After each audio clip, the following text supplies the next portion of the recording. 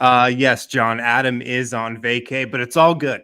It's all good. Welcome into the DMVR Nuggets podcast. Harrison Wynn here solo today, joined by my guy Swipa from Mile High Sports from YouTube. What's going on, man? Man, we living, just living the life of an NBA champion, man. Not as great as you, living it up in the locker room with a cigar and all that, man, but they did a great job this year. Enjoyed the coverage, bro. I got a lot of hate for that picture of me smoking a cigar in the locker room, but I'm glad you enjoyed it, man. Yeah, I remember. Yeah, people were saying, we're the good old days of reporters and writers, kind of being the fourth wall and not the other. I'm like, all right, I'm going to tell you, bro. We're from Colorado, man. Waiting a long time for this one. I think I got kicked out of the Capital J Journalism Society because of that. Completely kicked out. I'm banished. I'm done. Whatever, though. Yeah. Guys, we got a fun show today. I feel like this is the last day I want to talk about like big summer league takeaways because we haven't had a show since the Nuggets wrapped up summer league play over the weekend. So I want to just go over, me and Swipa's big summer league takeaways. Hunter Tyson just named to first team all summer league. So we're going to talk about him. Could he actually play for the Nuggets next season? We'll see. And then the Nuggets also signed another two-way player, Jay Huff, who I'm actually kind of excited about. So I'll give a little scouting report on him. And then Swipa is going to give me his five biggest takeaway, or his five biggest storylines heading into Nuggets regular season coming up in a couple months. I'm curious to see what he's got on the top of his mind. But let's just go back to Summer League real quick.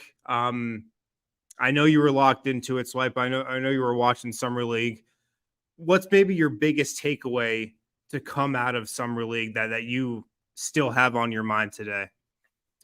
Yeah, going after the draft when the Nuggets took Hunter Tyson, I'm not going to lie, I wasn't, of all the three prospects they grabbed, he was the one I was like least excited about. I think like a lot of people, I think everybody kind of like, looks at his game and 37th overall pick, 6'8", man, this feels like a Tyler Lydon pick, and I think everybody still has residue of that former draft. But the funny thing is, he had 15 and 10 at Clemson, 41% from three. He works hard. Like he's a very tenacious player. Like he plays at a high level. He knows his role, and he really tries to buy into that. So it's funny, as soon as Summer League started, watching him rebound the ball and make smart plays, like I think it changed the way that we not only looked at him as a player, but even looked at all three of the draft picks with Jalen, Pickett, and with Julian Strawther. Julian Strawther, man, he kept getting better as Summer League went on. Remember, he started off really rough at the three-point shooter, but he just kept living in the system and kept doing what he does best. Would get off the dribble, get that little floater he does. He would shoot the ball like when he had an opportunity. He would take risky shots here and there. But, man, like just his ability to get to his spots. And I thought Jalen with Colin, I really thought they had a nice balance that they figured out as Summer League went on, and then they would start to stagger to both of them.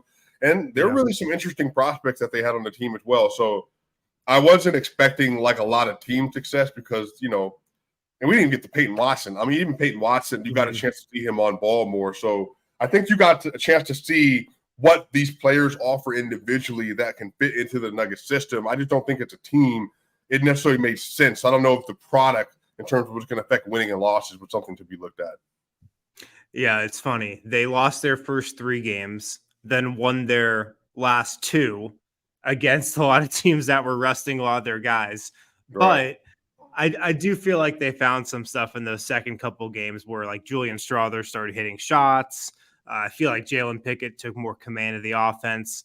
But that all seems like kind of little stuff compared to what Hunter Tyson did, because that was the central story of Nuggets Summer League. And it comes out earlier Monday morning, that he was selected to first team all Summer League, which is a nice capper on it. And it's still kind of crazy considering he came off the bench those first two games of Summer League.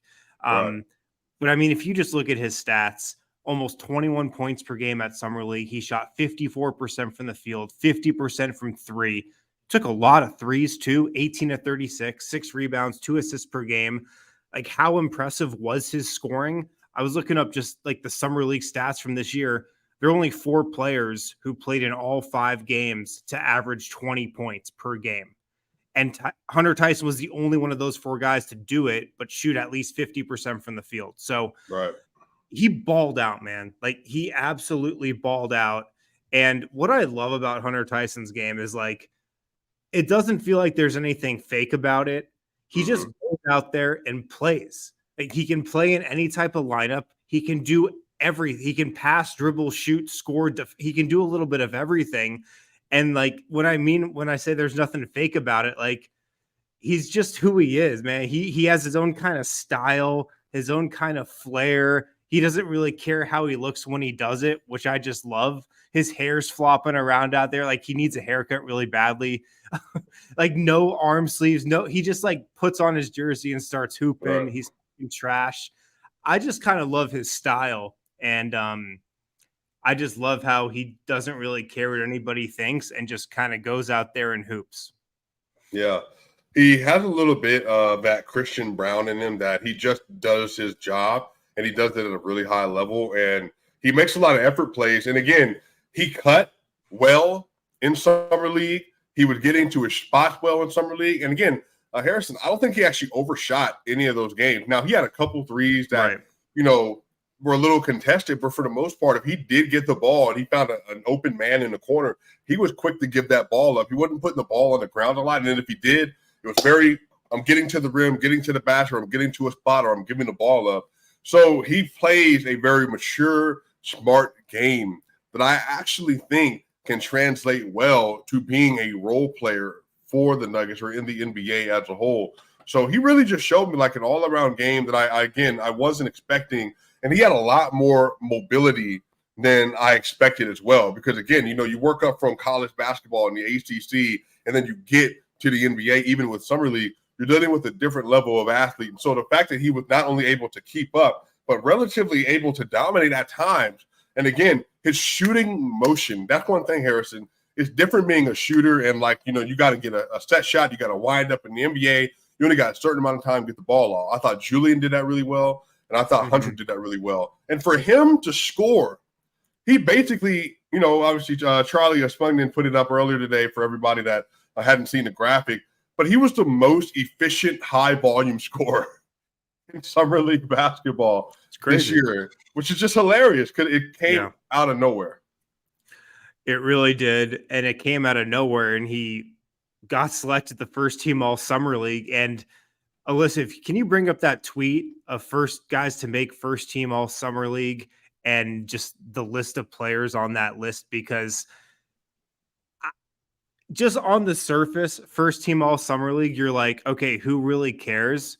But if you actually look at this list, and if you could click on like one of the pictures and then the other one there, just to zoom in a little, the amount of busts on this list is actually not that high.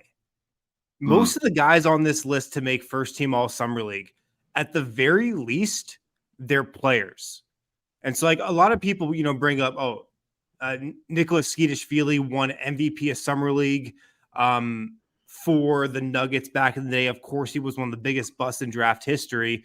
Recently, though, over the last couple of years, you look at the guys who made first team all Summer League, at the very least, like, they're guys, they're players. So coming out of Summer League, like, that's kind of my take. He's going to be a player. And I did not necessarily feel that way heading into Summer League. Is that kind of where you're at, where you think he's at least going to be a factor going forward for the Nuggets at some capacity? What's interesting is I think he'll get his spots early in the season to just get used to playing at NBA speed. But here's the thing. If he's able to come in and defend, and I mean like a defend and rebound, which obviously, Michael Malone, when you're talking about your 9th, 10th, and 11th man, that's what he's looking at. Can you defend? Can you rebound? And can you get to your spot and play smart basketball? If he's able to do that and also able to hit shots, he has a real path to getting quality minutes this season for the Nuggets, because the Nuggets are going to need size. They're going to need somebody who's able to, make 1 or 2 dribbles to get to their spots, to collapse the defense. They're going to need a player to be able to space the floor next to their bench. And then on top of that, can you interchange and be in lineup with Jokic or Murray, or can you even be a substitution option for Michael Porter Jr.? Like, they have a lot of options that are in front of them in terms of utilizing him, but it really just depends on when he's ready and how quickly he can assimilate to the NBA speed. But I think his skill set shows that there's something there in his rookie year, and again, he's 23 years old, that might be valuable for the Nuggets going forward. And let me ask you this question, Harrison. So at this point in time, who are you higher on as the Christian Braun guy? So at the end of Summer League, would you say you're higher on where Hunter Tyson is right now than what you saw from Christian Braun last Summer League?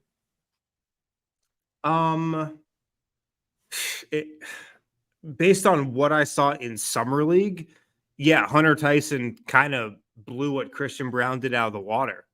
Like, Christian Braun was great defensively.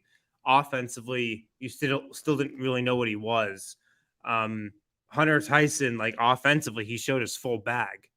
But like, projecting to what the Nuggets need or needed last summer, like, Christian Braun did seem like the perfect fit. But it's funny, when you look at the Nuggets bench, doesn't Hunter Tyson's skill set kind of fit exactly what they need on the second unit? If you've got a Reggie Jackson, a Christian Braun, a Peyton Watson, a Zeke Naji, a Vlatko, don't you need like a guy who can dribble, pass, shoot, and score and do a little bit of everything at that three? So that's what I've been thinking about. Like, do I expect him to open the season in the rotation? No. Do I expect him to maybe be able to play his way into minutes a month or two into the season? Yeah, I could see that. But his skill set, man, there's kind of a void, especially on the bench, when it comes to having guys that can do what he does. Right.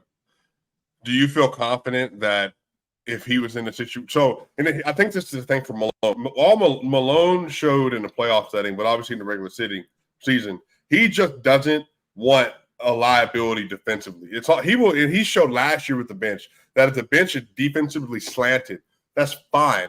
We just don't want you hemorrhaging points. Do you think, based on you seeing from his athleticism, his footwork, and his on-ball, off-ball IQ so far, that he can be a dependable enough player defensively to actually make his minutes work if he does have to play at the 3 or 4 with the bench? Immediately, no. I'm Right. not convinced he can be, because, I mean, there were some possessions where he got absolutely burned. And if you look back at Christian Braun's Summer League, he didn't really do much offensively in terms of shooting it, creating it, but he did show that, like, the defense was real. So I don't think I'm ready to quite put Hunter Tyson in that category, just because, like, the Nuggets needed exactly what Christian Braun did last year. It's like his defense popped so much. Like, if you're putting together a Nuggets bench that you're like, yeah, I want these guys to really score, I want these guys to, like, really be an actual team. Yeah, like, I could see Hunter Tyson fitting in from that scenario.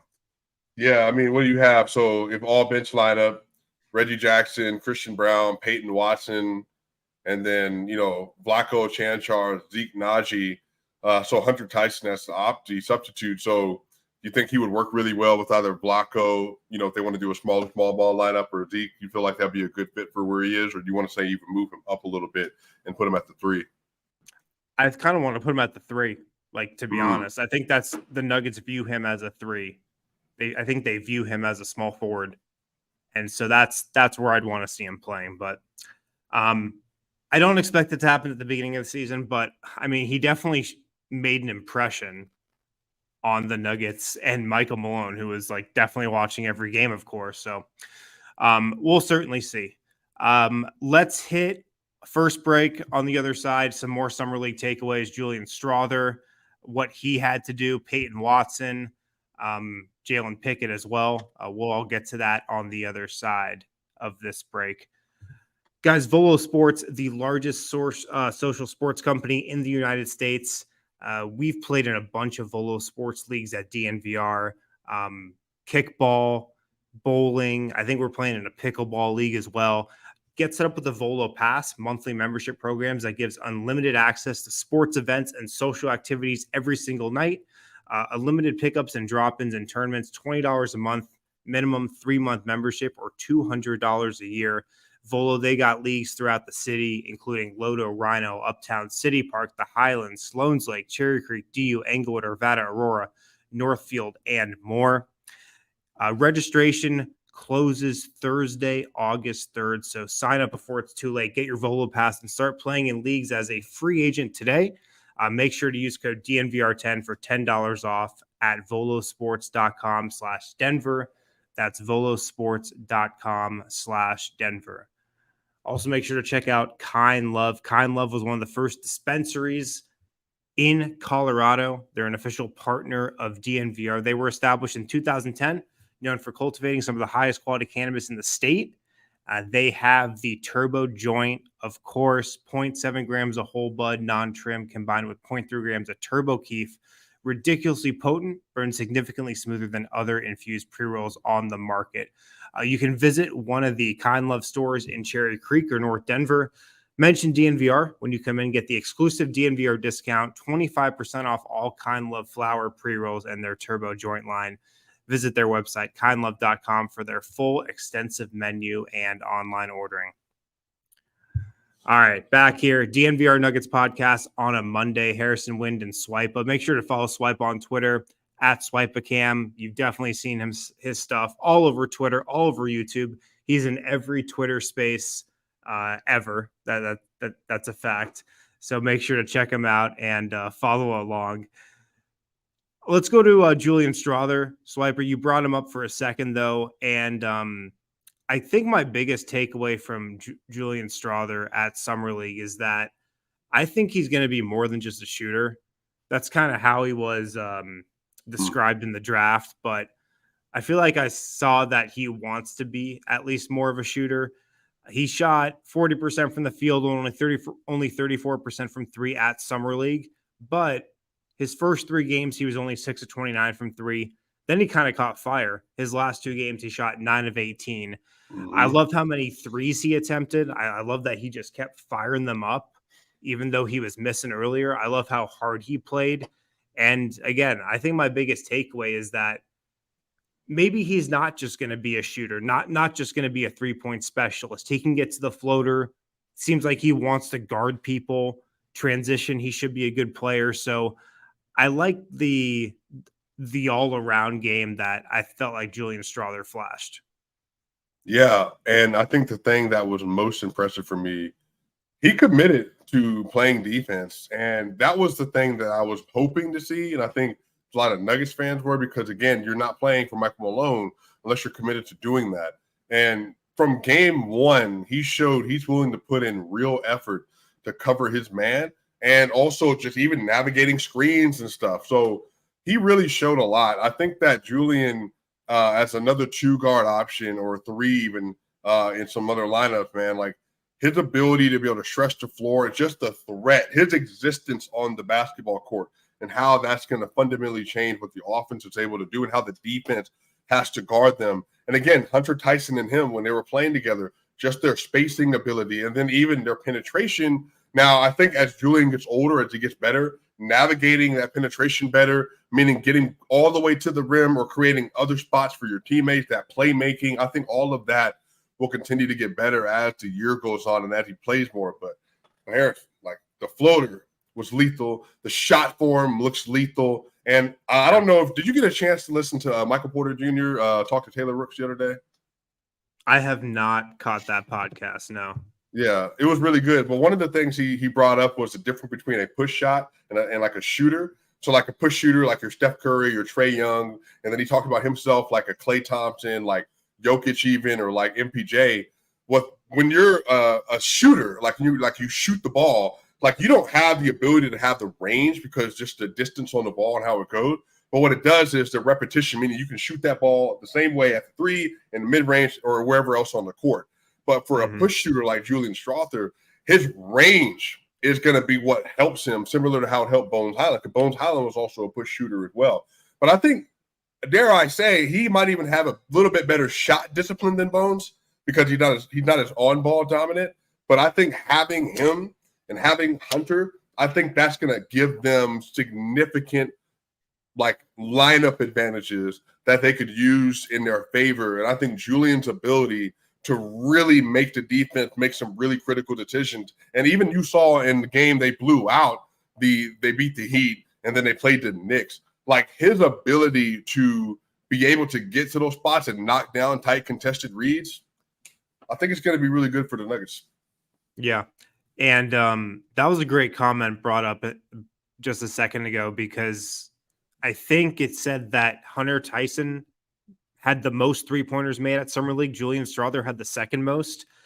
And if you look at what the Nuggets did last year from 3, they only averaged 31 3-point attempts per game. That was Right. 25th in the NBA, but they were 4th in percentage. And talking to people around the team, man, I think they are going to start to take more and more threes as each season happens here. I think they're going to take significantly more threes per game this coming year than they took last year.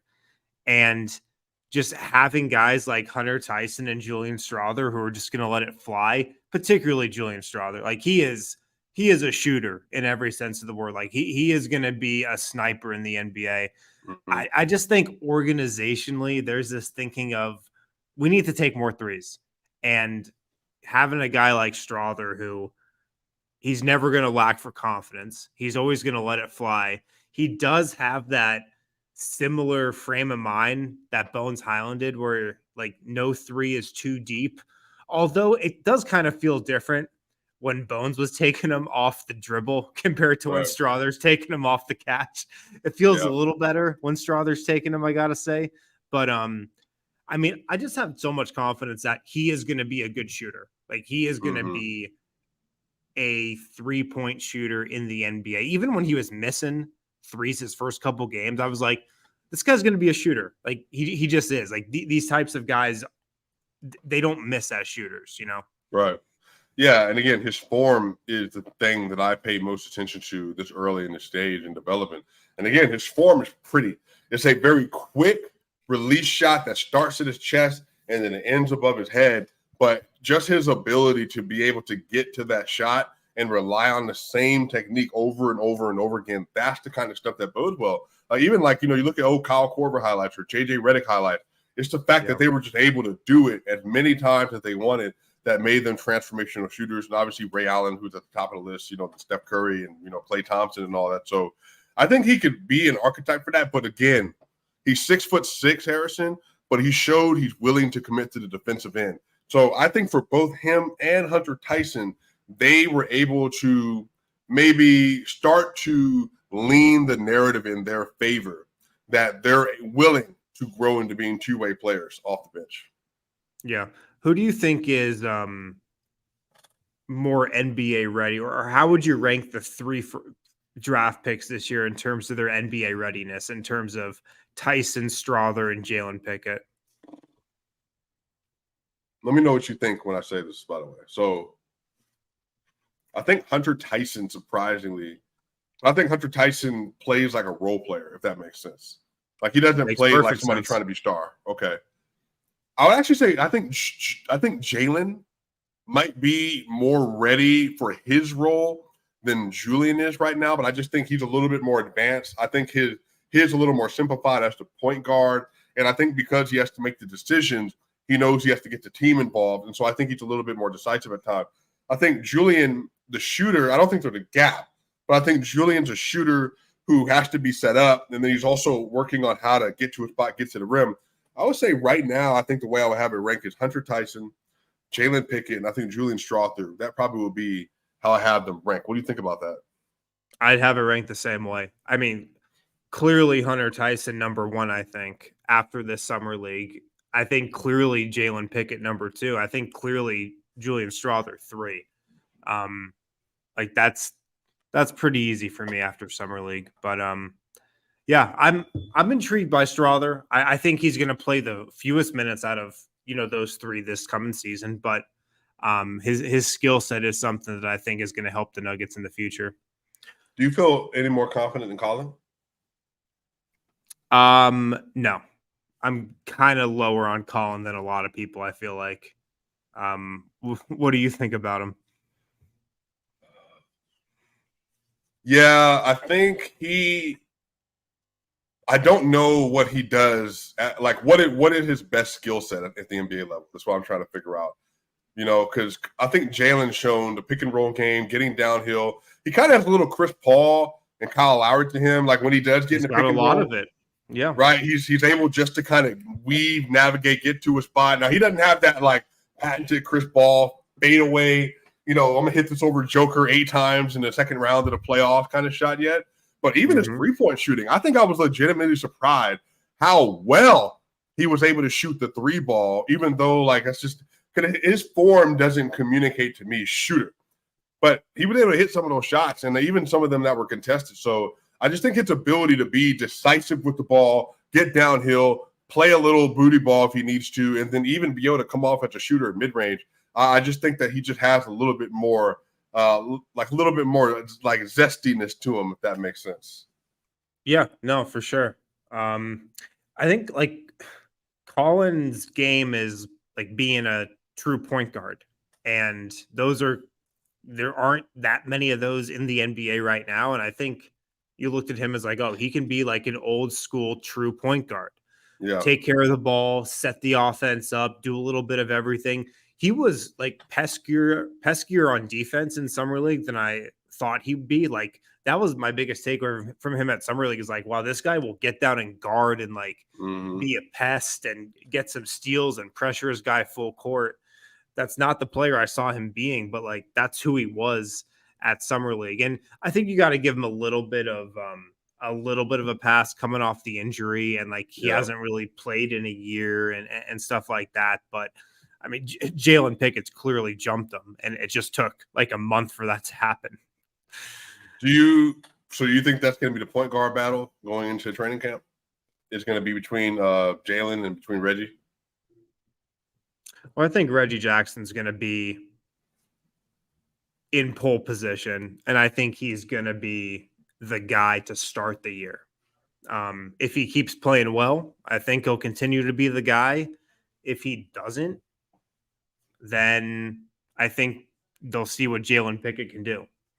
But I think there are people in the front office who are very confident about Jalen Pickett being able to play NBA minutes this coming season. Right. Yeah, I'm excited for him, man. I think he's going to – I'm actually really curious to see him next to some of the starters. I think he's going to be if he's able to defend well enough, I think he actually can have a lot of quality minutes as the regular season goes on. Mm-hmm. What do you think of Jalen Pickett? You mentioned his shot a second ago, and I think people knocked him for his shot because he just didn't like to shoot a lot in college. Right. But I agree. Like his shot looked great at summer league. I thought reliable, consistent. When he went to it, he knocked it down. Are you? How much higher are you on Jalen Pickett after what you saw from him at summer league?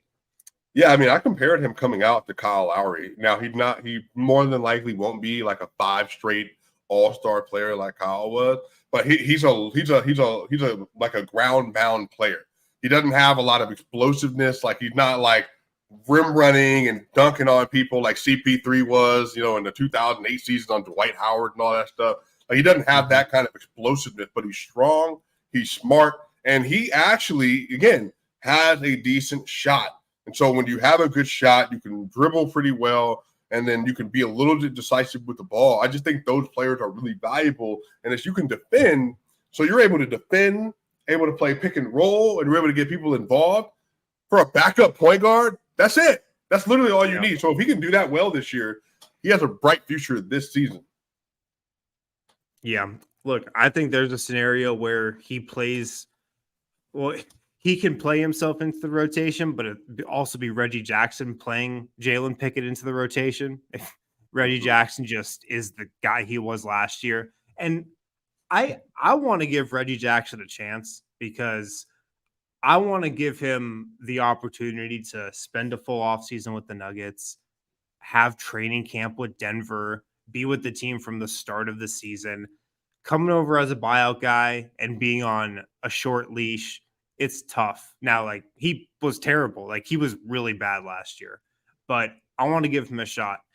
That being said, like, if he's bad, I wouldn't be surprised if Jalen Pickett is playing. Like, I've got to think Mike Malone's going to love him. He plays Yeah. like a mature game. He's smart. He doesn't really turn it over. He had 28 assists, only 10 turnovers at Summer League, which is really good for a rookie. So I'm intrigued, man. I'm excited to see what happens going forward with him. All right, let's hit another break. On the other side, the Nuggets signed another two-way player, Jay Huff. Kind of intrigued, gotta say. And then we'll also get to Swipa's 5 storylines that he's got his eye on heading into training camp in a couple months. We will get to that on the other side of this. Guys, if you need tickets to concerts, shows, sporting events, make sure to check out the Game Time app. Use code DNVR for $20 off. Create an account. Download the Game Time app. Use code DNVR. $20 off your first purchase. Terms do apply. But again, if you create an account, redeem code DNVR, you're going to get $20 off your first purchase on the Game Time app. Game Time is the fastest growing ticketing app in the country. Super easy to use.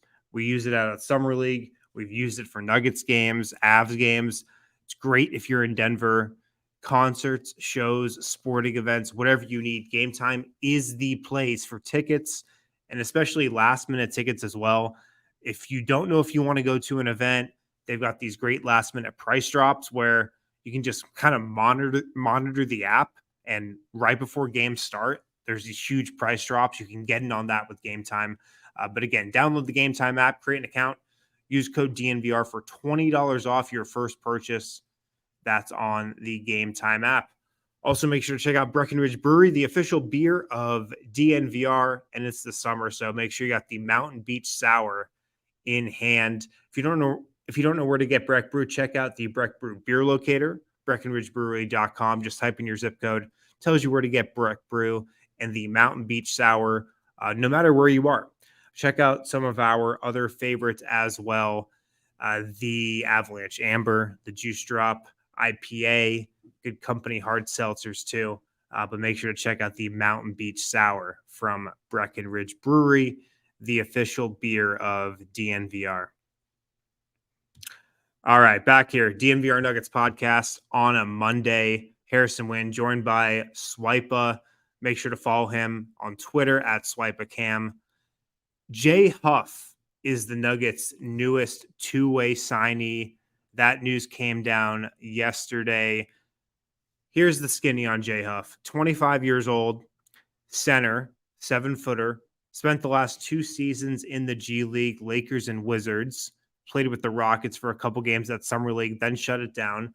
He was the Defensive Player of the Year in the G League last year. He was also all G League first team last year, all G League defensive first team, the G League leader in blocks, averaged almost 3 blocks per game. Are you excited by this guy at all, Swipa? Or does this guy get the juices flowing at all for you? Let me see. Michael Malone, 7-foot backup center. Yeah, I mean, great talent. He's young. He's 7'2" with shoes on in his measurements, 7 foot and a half without them. And then on top of that, he has very long arms, 7'2" length, and then standing reach is 9'6". He's an athletic player. He can be a good rim runner, vertical spacer, all that great stuff. Do you see any Isaiah Hartenstein in this game? What you watched it all? I saw Brook Lopez. Okay, you saw Brook Lopez. You saw Brook Lopez. Please help me out. Help me understand, Harrison. Take us on the tour. I mean, he blocks shots and shoots threes. Like, I don't think he'll be Brook Lopez. I'm sure he likely won't be anything in the NBA, but like that was my first thought, Brook Lopez. Right. Yeah, if they could get a Walmart or an Aldi version of Brook Lopez off the bench, what's the lowest version of that you could think of? Yeah, a dollar store Brook Lopez. Yeah, that's no problem. Yeah, for 8 to 10 minutes a game. And again, maybe DeAndre Jordan's not working out and they want to go with the backup. And then maybe the team they're playing, they play really big at the center position. They need to play big at the backup position. So again, we'll see now I will say if he can be a competent backup center and give you competent minutes, this is the most short up they've been at that spot since that 2018-19 year. I don't even count the 2019-20 year because obviously Mason Plumlee let Anthony Davis hit a 3 in Jokic's face, and forever now Lakers fans are saying he hit that shot over Joker. So I would say I would hope he can get it done, but I'm also not like Michael Malone doesn't play traditional centers all that often behind Joker, and at least give them a lot of run when it comes to that. Because Thomas Bryant, we saw Isaiah Hartenstein, we saw Boogie Cousins. Was Boogie Cousins the center that we saw the most outside of Mason Plumlee? Yeah. I mean, easily, I think, just on a per game basis. Yeah, for sure. Right. So I don't know. I don't know if I don't think he's going to play all that much, but he's a prospect. I think that could have some additives for the Nuggets. Yeah. I mean, he's a shot blocker first and foremost. Like that's it. That's what he does. Like I said, averaged almost 3 blocks per game in the G League. He had one game with 8 blocks. He had a game with 7 blocks, a game with 6 blocks. He had 8 games with 5 blocks. And he also shot 40% from 3 on low attempts. But I mean, his shot looks good. His shot looks smooth. He shot 77% from the line as well. So he's got a great release for a big man.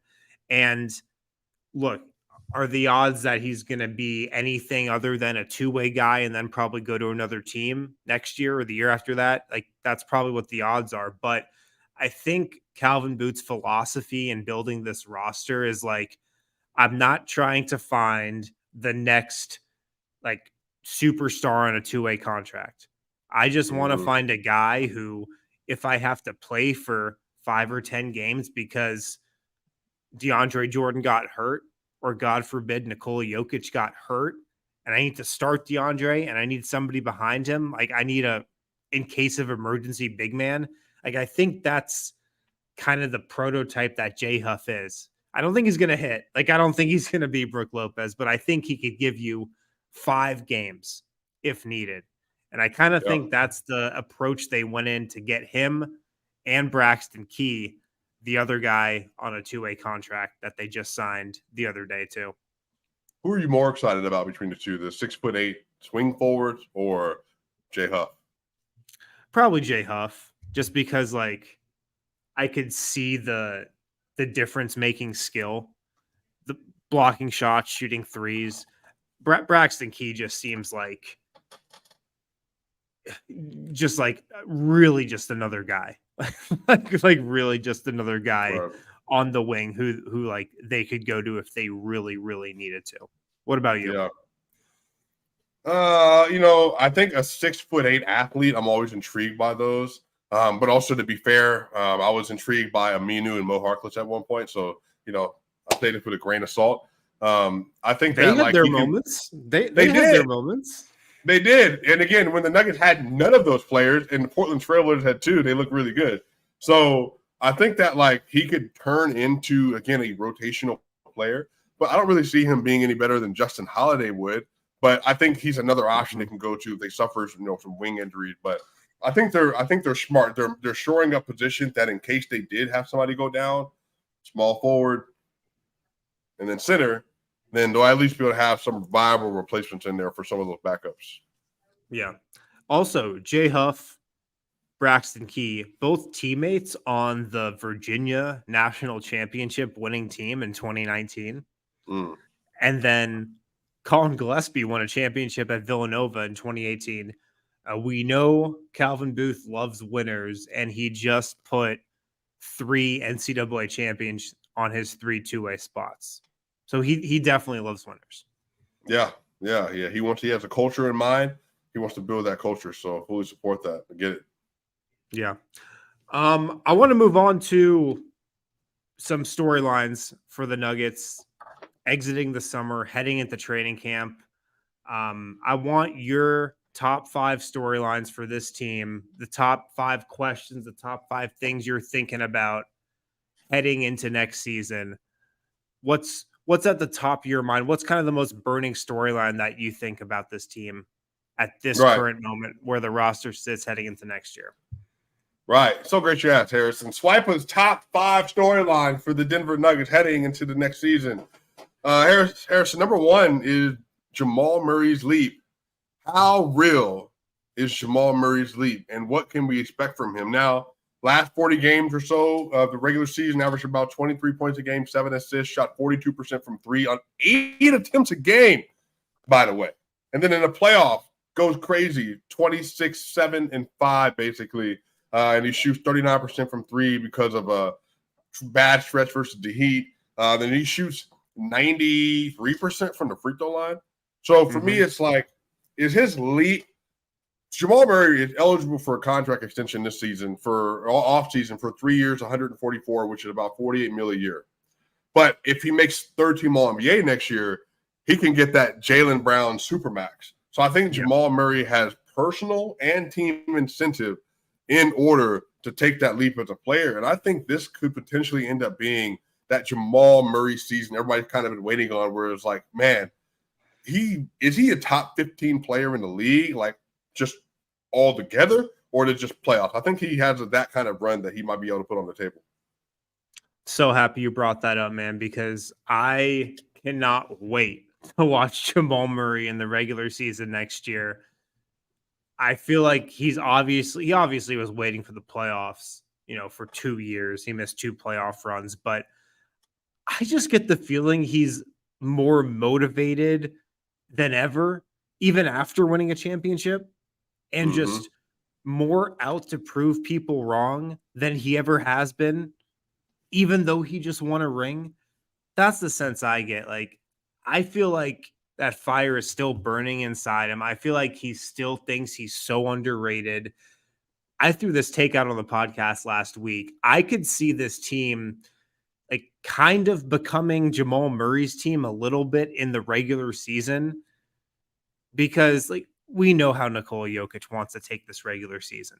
And we know how he wants to ease into it, take his foot off the gas last couple of months so he's good for the playoffs, dominate when he needs to.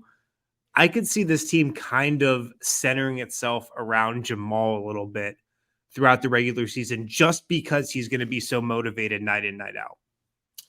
Question, let me ask you this. Who do you think the Nugget is that's going to be the most hungry after winning the championship? Who's going to have the most hunger in their play this season? After Jamal? Because it's Jamal for me, for sure. Right. After him, that's a good question. I wonder if it's I mean, it'd be great if it was Michael Porter. Aaron Gordon. I'm not sure. Yeah. So my number 2 on this list, Harrison, is Michael Porter Jr.'s ascension. If you remember when Michael Porter, that 2020-21 year, I think he averaged 19 and 7. He had a 64% true shooting. I think he shot 43% from 3 on like 7 attempts a game. And then when Murray went down, like that last 18 games, I think he was around about 23.5 points a game.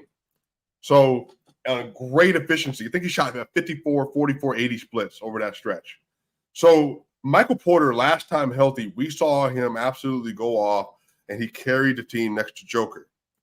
For me, he has a healthy offseason. He's a champion. All the narratives were out of the window. He played great defense in the playoff. Michael Porter's ascension could become is Michael Porter Jr. an all-star this year kind of conversation. So I think that is definitely on the table, but that's just a matter of how well he's able to continue to integrate himself.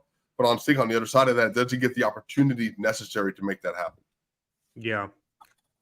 I like what you're thinking there. I think what you ended with is where I'm at. Is he going to get the opportunity? Because I could kind of see Michael Porter Jr.'s role on the Nuggets and what he's allowed to do being almost exactly the same to what it was last year. Right. Just with the starting 5 that they have. We could talk ourselves into like, oh, wouldn't it be great if MPJ staggered with the bench? Wouldn't it be great if they let him handle the ball a little more? Like, I just don't know if that stuff is going to happen, So I'm here for the MPJ ascension. I'm here for him to level up. I just don't know if I see it happening with how this team is constructed and how it's coached. I don't know if I see Right. it happening from that respect. Right. Yeah, we're gonna have to find out. I think that if they could find a way to expand the offense away from Joker and Jamal, and they could bring him into the fold, maybe a little bit more fuller, 100%. Yeah. I think that could really, really take this team to a next level to where it's like, bro, there's just no chance. There's no chance you're beating this team. Yeah. Let's hit another break. On the other side, I want to get your other 3 storylines heading into next season right after this. You guys take on the Sun with gear built to last at Shady Rays. Shady Rays, they hooked us up when we were out in Vegas for Summer League last week. If you saw us at Stadium Swim, we all had our Shady Rays on because we were literally in the sun. It was 120 degrees out. We're at the pool. If it's summer, if you're going to Vegas, if you're anywhere in the summer, Colorado, like you need Shady Rays. So this is exclusively for our listeners. They're giving out their best deal of the season for DNVR members.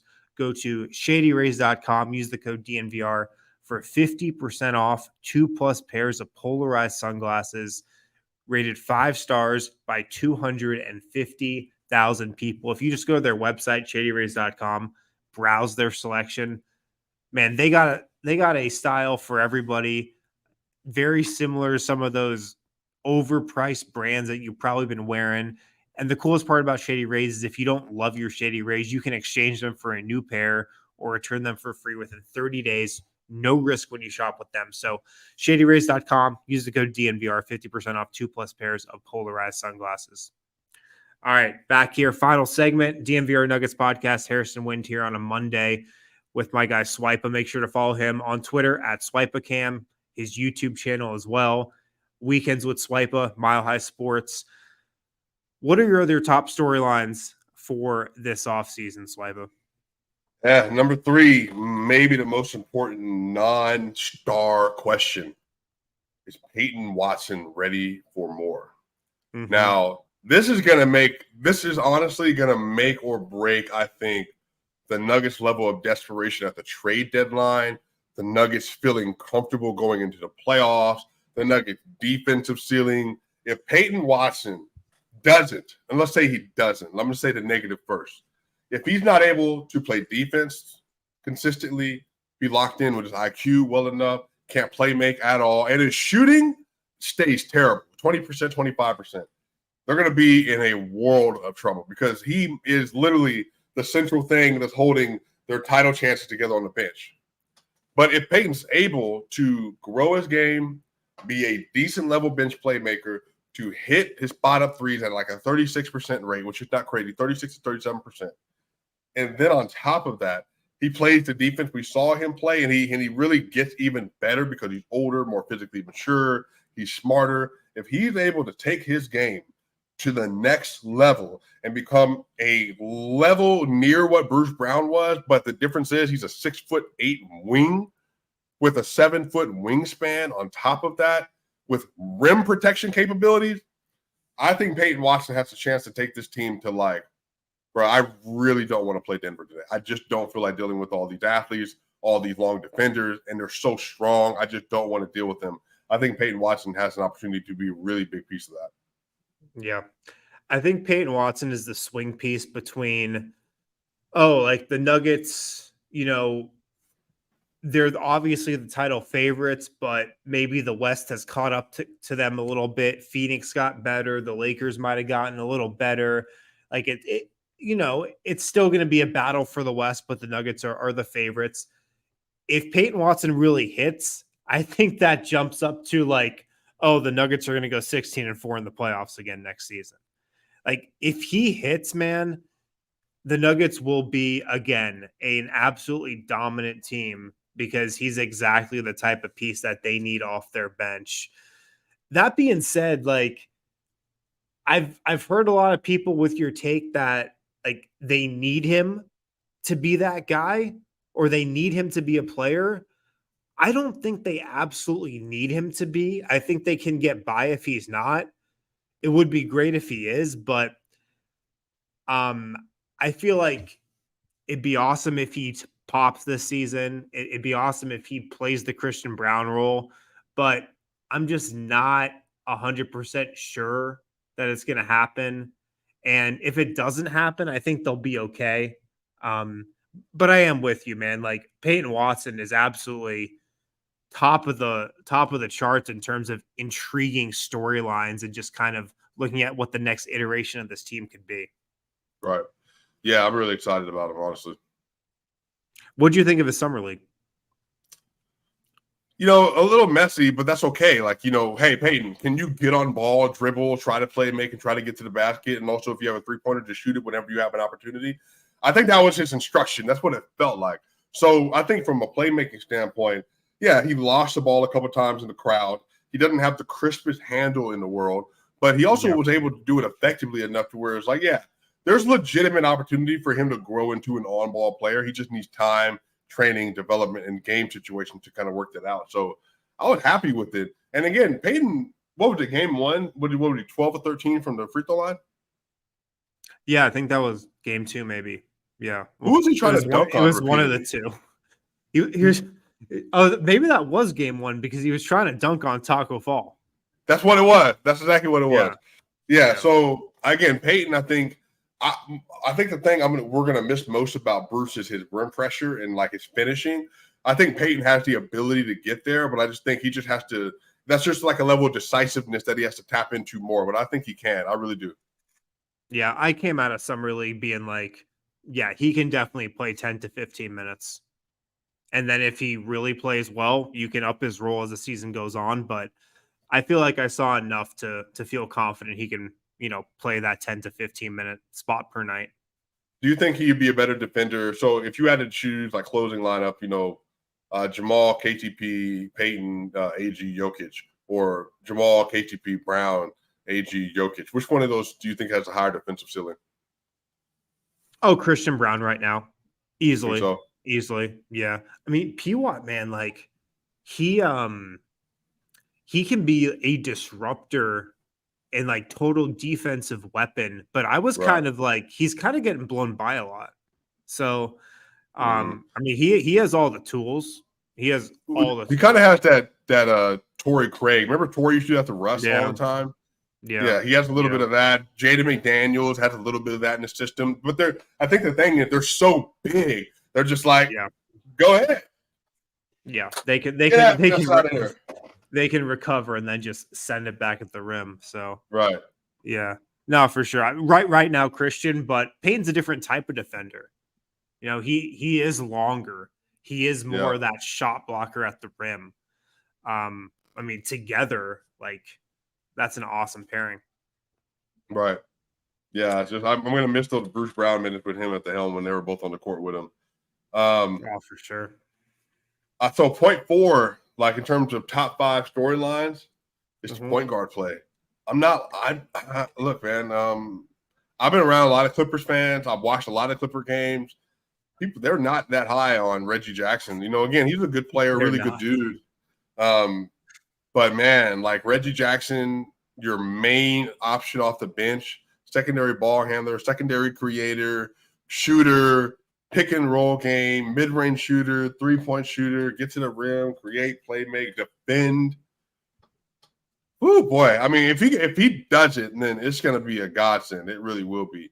But yeah, if he doesn't, I really wonder who's ready to take that role, because if they don't find it in him and then they don't also find it in Jalen, then they're going to be in a situation where they need to make a trade. So, I don't know. We'll see. I'm going to give him the benefit of a doubt that he can do it. He has played really well at a high level, but he has to do it consistently. So we'll see if he can. Man, I was talking to somebody with the Nuggets at Summer League, and I was like, who do you think is going to be the backup point guard like midway through the season? And they were like, Jalen Pickett. Just like there was nothing to it. Jalen Pickett. So like the Nuggets love Jalen Pickett. They're convinced he's going to be a player. I think they also believe Reggie Jackson's definitely going to be better than he was last year. Yeah. So like I said earlier, I want to give Reggie the benefit of the doubt. Like coming over mid-season to a contender is tough. Not a lot of guys succeed in that situation. It just historically. But I mean, the bottom line is he just might not be that good anymore. Right. Yeah, we're gonna have to see for sure. I mean, he had that 2021 season, 2022 season. He had 28 points and 12 assists versus the Nuggets in Denver. I don't know if you remember that game. That was the Aaron Gordon 3 game in the corner. So yeah, he definitely has it in his bag, man. But yeah, I really need to see it. I'm not very confident, Reggie. yeah. Nor should you be.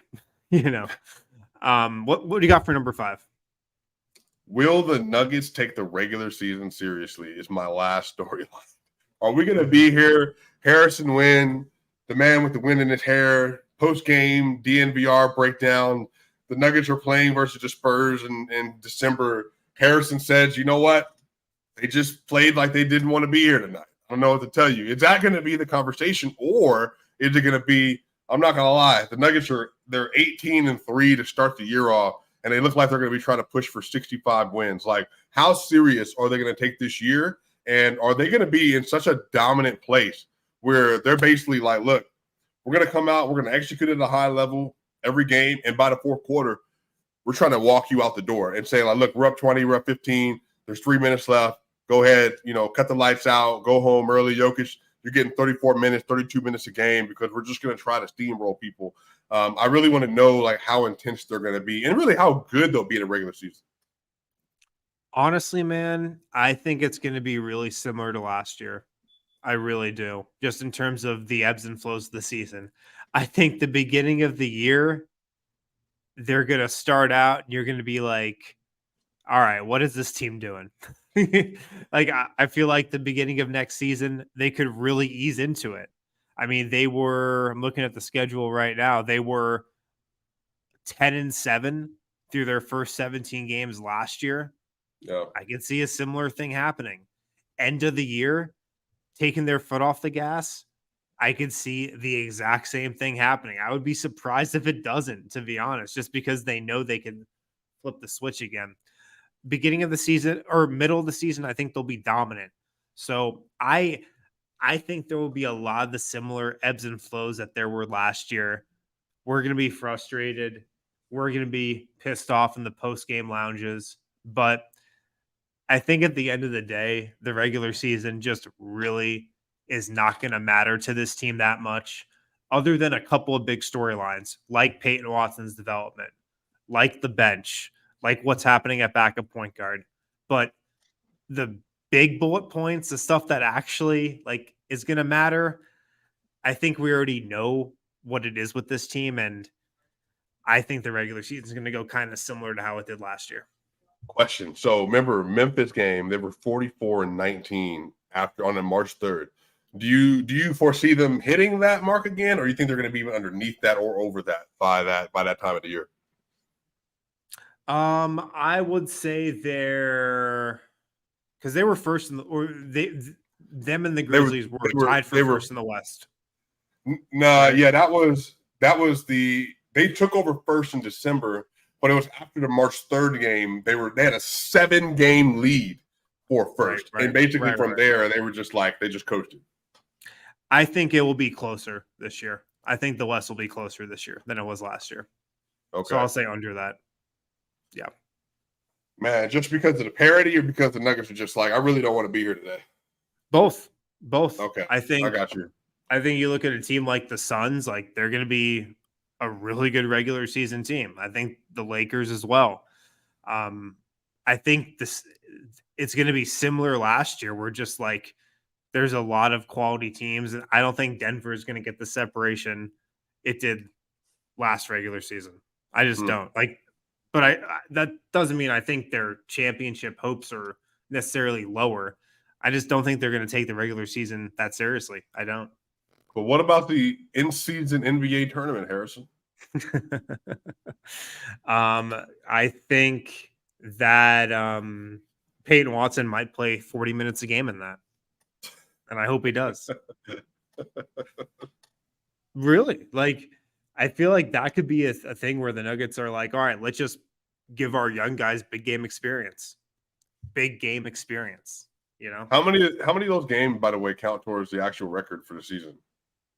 I think it's all of them except the final 2, right? Yeah, the semifinals or the semifinals and the final game. All right. Yeah. Okay. All right. Swipa, thanks for jumping on with me today. Love talking shop with you. And what do you have cooking? What do you have coming up to let the people know about? Man, we got a bunch of stuff happening, man. I got some really cool content I'm trying to get everybody ready for and prepped up for by the fall, man. Just trying to get everything put in place for it, man. Trying to be big and got some special stuff coming up. So for sure, obviously support DNVR. I'll be in Denver. Late August for a while, man. So I'll definitely have to pull through and say what's up to my people, man. So it's going to be a good summer, brother. All right. Make sure to follow him on Twitter at SwipaCam. Guys, thanks for tuning in. We'll be back tomorrow with another guest. Talk to you guys then.